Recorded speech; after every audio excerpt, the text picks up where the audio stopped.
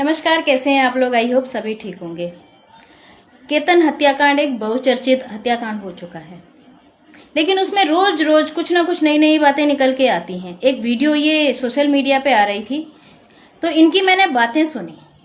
मुझे लगा कि जवाब देना तो बनता है। आप ये वीडियो पहले देख लीजिए, फिर हम बात करेंगे इसके बारे में। केतन हत्याकांड में पूरा गढ़वाल, पूरा कुमाऊं के स्वर्ण समाज, ठाकुर, पंडित, बनिया सभी लोग केतन के साथ थे। पर आपने केतन की बहन का स्टेटमेंट सुना? वह बोल रही है कि जब मैं गाड़ी में बैठी थी तो एक ठाकुर ने मुझे अपनी गाड़ी से उतार दिया था। जब मैं खेत में जाती हूँ तो गांव वाले मुझे गाली देते हैं। पर आपको पता नहीं होगा, केतन की बहन की जब शादी हुई थी, इन्हीं गांव वालों ने, किसी ने 1000 रुपए दिए थे, किसी ने 2100 रुपए दिए थे, किसी ने 500 रुपए दिए थे, तब इसकी शादी की थी। अब मुझे ये बताइए कि किसी कन्या को शादी में 1000-2000 रुपए देके खरीद लिए हो क्या? अगर उसके साथ कुछ गलत होगा तो आवाज भी ना उठाए। ऐसे दबाते हैं आप लोगों को इस तरीके से। कैसी बातें कर रहे हैं, मेरी समझ में नहीं आ रहा है। ये केतन की बहन के लिए कह रहे हैं कि वो लोगों पे आरोप लगा रही है और इन्हीं गांव वालों ने उसकी शादी में 1000-2000 रुपए दिए। अरे भाई, जो व्यक्ति कन्यादान करता है ना, और उस कन्यादान में अगर थोड़ा सा आप सहयोग कर रहे हैं ना, तो उसका डिंडोरा नहीं पीटा जाता दुनिया भर में कि हमने इसको ये दे दिया, ये दे दिया, ये दे दिया। और आप लोगों को क्या लगता है कि किसी को 1000-2000 रुपए देने से उसके अधिकार खत्म हो जाते हैं? अगर कोई उसके साथ गलत करे तो बोले भी ना उसके बारे में। नेकी कर दरिया में डाल। हमारे यहाँ जौनसार में कहावत है, वो जौनसार में ही कह देती हूँ, किसी जौनसारी से समझ लेना इस बात को, कि आमा डबेश बोला जे बिशिया रखे तो को खाइए, फोकिया रखे तो को खुद ना खाइए।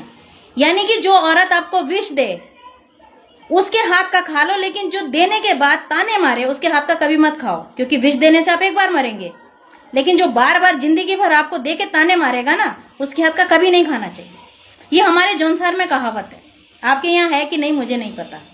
तो आप तो वो इंसान हो जो देने के बाद उसको ताने मार रहे हो कि हमने तुम्हें पैसे दिए, और कोई तुम्हें गाड़ी से धकेलता है, उतारता है, गाड़ी से घर नहीं पहुंचाता है, और या फिर तुम्हें गाली गलौज कर रहा है, तो भाई तुम उनका विरोध मत करो, क्योंकि हमने तुम्हारी शादी में पैसे देके तुम पे एहसान किया है। एक बात और इन्होंने कही शुरू में कि इनके साथ हर समाज का व्यक्ति है, तो कहाँ है वो समाज के व्यक्ति? दिख क्यों नहीं रहे हैं? आप ही के समाज के व्यक्ति, ठाकुर हो, ब्राह्मण हो, या जो भी हो, जो आप कह रहे हैं अपनी वीडियो में, ये सब तो भाई ये कह रहे हैं कि क्या जरूरत थी ठाकुर की बेटी के घर जाने की, क्या जरूरत थी ऊंची जाति के लड़की से दोस्ती करने की, क्या जरूरत थी वहां जाने की।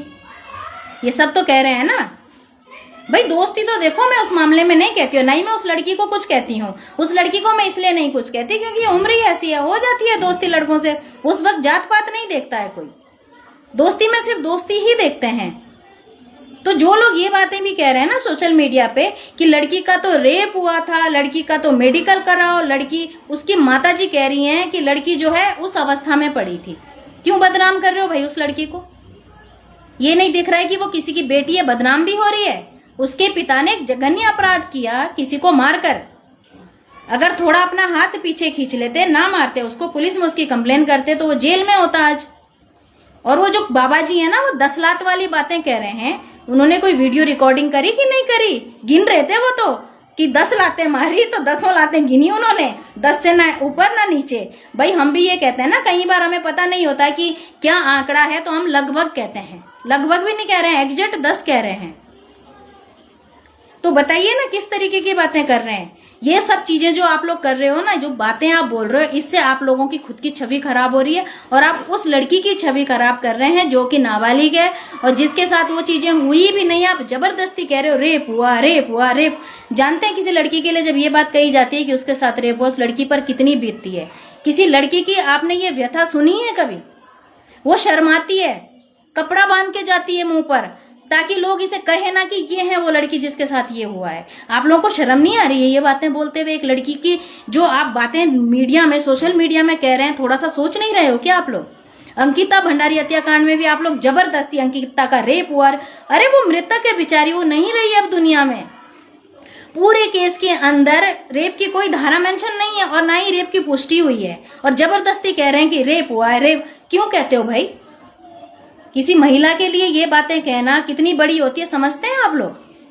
अगर किसी के साथ ये चीज हो भी जाए ना तो मान्य न्यायालय भी उस लड़की की जो पहचान होती है उसको गोपनीय रखते हैं।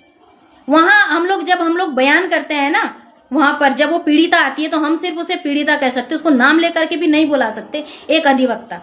और मान्य न्यायालय इस चीज को समझता है, लेकिन आप लोग नहीं समझ रहे हैं। आप लड़कियों के लिए कुछ भी कह दो, क्यों? क्योंकि हमें तो जी ऊपर रखना है अपने आप को, हम जातिवाद करेंगे, ऊपर रखेंगे, फिर चाहे लड़की बदनाम होती रहे, कोई फर्क नहीं पड़ता। थोड़ा सोचो भाई, लड़कियों की जरा भी इज्जत नहीं है, कुछ भी कह दे रहे हैं।